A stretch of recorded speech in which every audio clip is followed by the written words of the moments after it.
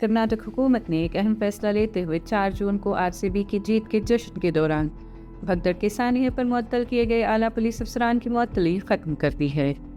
इस भगदड़ में 11 अफराद जाम बहक हो गए थे। बहाल किए गए अफसरान में साबिक़ police commissioner B Dayananda, DCP Shekhar H Pekkanavar, ACP C Balakrishna और इंस्पेक्टर के गिरीश शामिल हैं।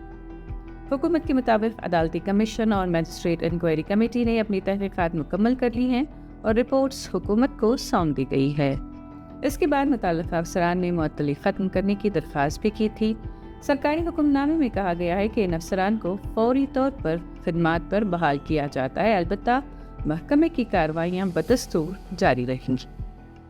बताते चलें कि कुछ दिन पहले सीनियर आईपीएस अफसर विकास कुमार विकास की मुअत्तली को भी सेंट्रल एडमिनिस्ट्रेटिव ट्रिब्यूनल ने कल अदम करार दिया था। ताहम अदालत में केस ज़ेर समाअत होने के बायस वो अब तक बहाल नहीं किए गए हैं।